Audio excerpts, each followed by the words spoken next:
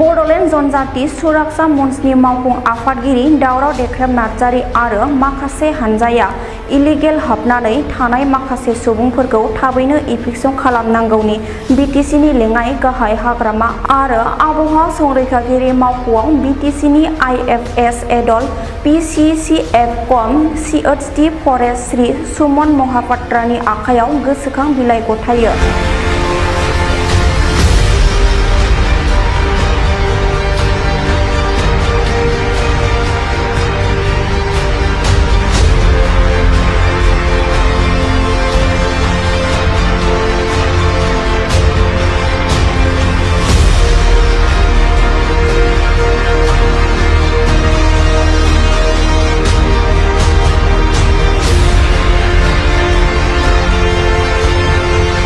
जों दिनै बड'लेण्ड टेरिटरियेल काउन्सिलनि जायनाखि फरेस्टनि काउन्सिल हेड अफ द डिपार्टमेन्ट बेनाव जों दिनै मोनसे फल' आप एक्सननि थाखाय मेम'रेन्डाम फैदों।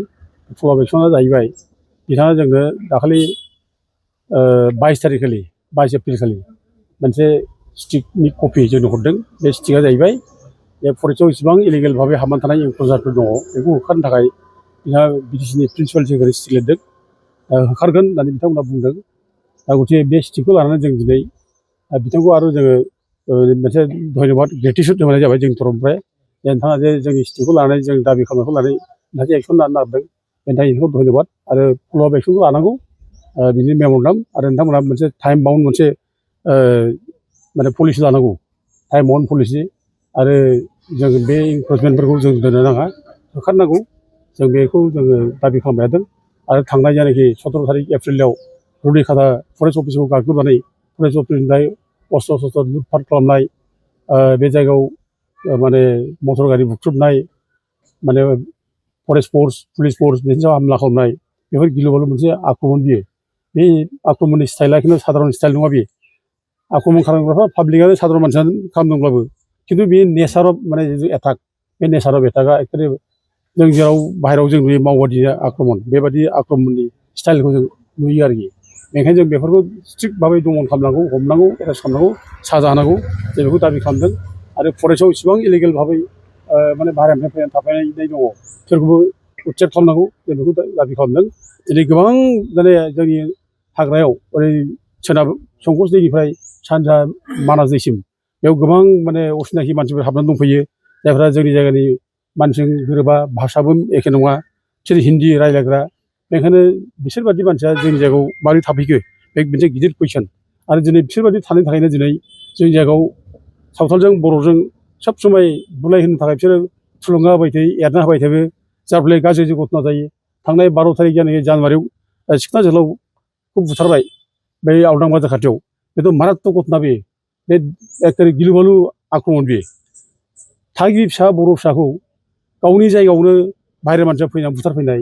खिन्थु आसरित, बेथ' खोब गोरलै बाथ्रा नङा। बेफोरखौ जों नायनानै बे जायनाखि दसि मानसिफोरखौ हमनांगौ, एरेस्ट खालामनांगौ। आरो बिसोरनि गुदियावनो दं बे माने जोंनि बेरेखा थुना होग्रा, बेफोरखौ जों हमनांगौ, बेखौ दाबि खालामदों। आरो दिनै जों मिथिनायाव जायगानि मानसिफ्रा जेरै जों खोन्थाबाय थायो, बे हाग्रा ओनसोलनि खाथि मानसिफ्रा बे हाग्रा ओनसोलाव सिलाय लायै लायै माने गिलु बालु अस्त्र लानानै गिदिंनाय हिनजाव हौवा माने लोगो मोनो, बे बाथ्राखौ जोंनि सिगाङाव खोन्थादों। आरो बेखौ मावबादि होननानै मानसिफ्रा सन्देह खालामदों आरो जागोन, बे नंखायबो नङा। मानोना थांनाय 23 तारिख जायनाखि अक्ट'बर 2025 बेयाव सालाकाटि क'क्राझार रेलवे ट्रेकआव जि बमा होदोंमोन,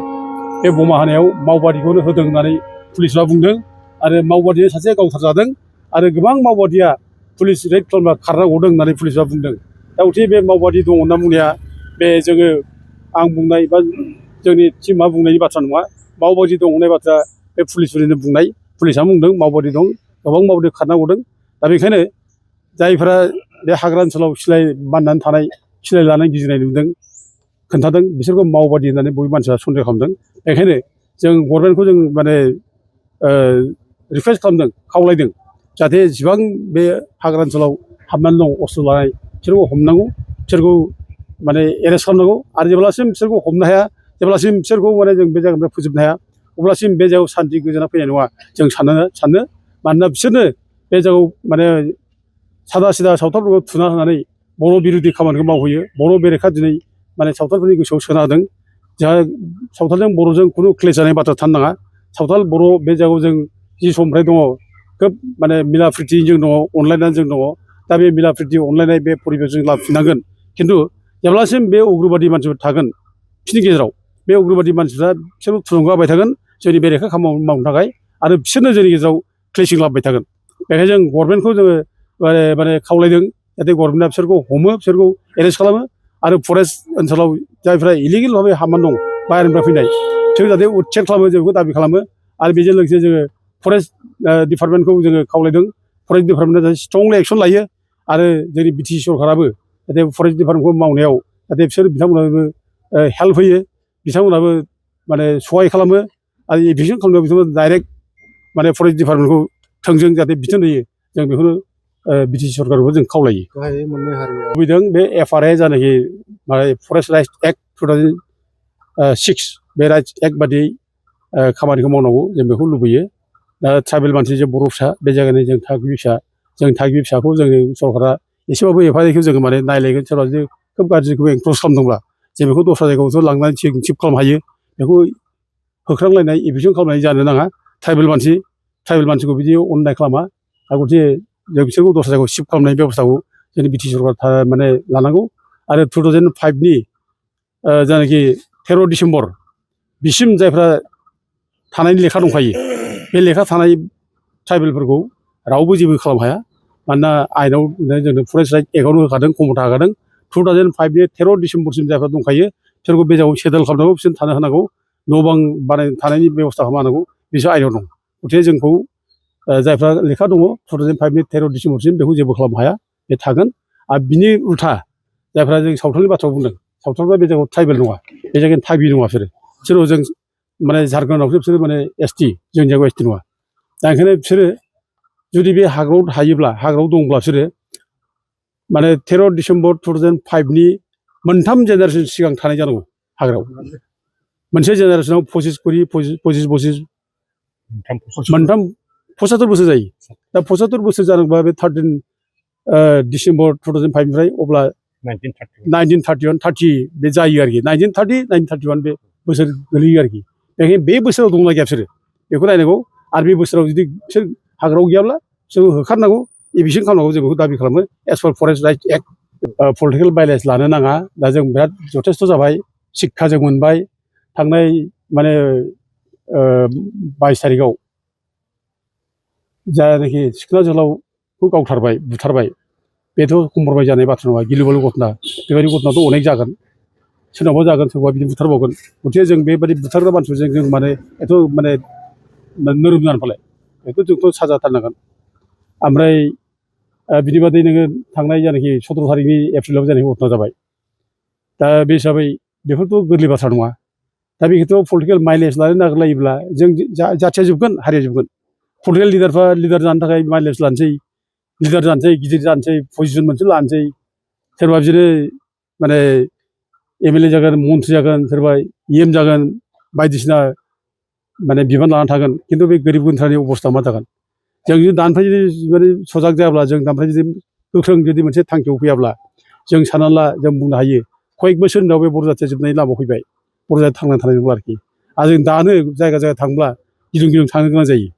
जों गिलुं गिलुं थानो गोनां जायो गिलुं गिलुं थायो जों मानसिफ्रा दाबो जायगा जायगा जोंनि मानसिया डिउटिनानै थायो मोना मोना उन्दुनो हाया गथ' गथायफोरखौ माने दस्रा सेफटि जायगायाव दोनहैलायनानै माने डिउटि नेयो दा बे रोखोम पर्यायसिम फैनायनि उनाव जों जुदि दाबो पलिटिकेल माइलेज लानो नागिरदोंब्ला बे सिमां जागोन बिनि पलिटिकेल लाबा नागिरनाया रायजोफ्रा दा बेखौ सुखुनाय नङा रायजोफ्रा मोजां मोनाखै दा बयबो एकगट जादों दा नैबे घटनानि उनाव होखारनांगौ बेयाव बयबो एकगट दं दा बेयाव पलिटिकेल माइलेज लानायनि बाथ्रा नङा आरो लोगोसे आं बेखौनो बुङो दा बर'फोरखौ आं बुंनो लुबैदों बर'फोर आं खावलायनो लुबैदों बर'फ्रा गिनो नाङा दागि रावबो गिनो मोना आयेना जोंनो माने जथेस्थ' पावार हरदों आयेना जोंनिजों लोगोआव दं आयेनखौ जों बाहायनांगौ जों आयेनखौ जों आखायाव लानो नाङा आयेनखौ आखायाव लानानै सोरखौबा सिगिस' खालामनाय सोरखौबा माने सोरनिबा सायाव हामला खालामनाय बेखौ डन्ट डु देट जों बेखौ दा खालाम आयेना जोंनि फेभरावनो दं जों आयेनजों खामानि मावलांनि जों गिनो नाङा रायजोफोर दागि आं बेखौ रायजोफोरखौ खावलायहरो हयथ' गोबां जायगायाव गोबां माने खबर मोननाय गियो आरो निरस्त्र बर' जाथि जेबो गैया सोरखौबा गाग्लोबनायनि जोंहा थांखि गैया सोरजोंबा नांलायनायनि जोंहा थांखि गैया दा बिसोर बर'फ्रा जोङो माने गिनो नाङा दुरबल जानो नाङा जों बयबो दङ अनेक घटना जादों जालांबाय बेखौ लानानै जों गिनानै एक्सन थानाय बाथ्रा गैया आरो बेजों लोगोसे जों सावथालफोरखौबो खावलायहरो सावथाल भाइफ्राबो बे जायगायाव जिहेतु दङ बे जायगायाव दंब्ला बिसोर मोजाङै थाथों अनलायनानै थाथों जों मिला मिसा जेरै गोदोनिफ्राय थादों बे रोखोम थाथों बेयाव बर' सावथाल हिंसा जालायनाय बाथ्रा गैया जोंहा दायआ बे जाहैबाय एनक्ल'जार्स बेजोंसो जाय गाज्रि जायफ्रा जोंनि बेरेखा खामानि मावबाय थायो बेजोंसो जोंहा बिसोरखौ साजा होनायाव सावथाल भाइफ्राबो एकगत जानानै ओंखारबोनांगौ आरो ज' लोगो लानानै खामानि मावलायनायाव जों बेखौसो सावथाल भाइफोरखौ जों खावलायहरो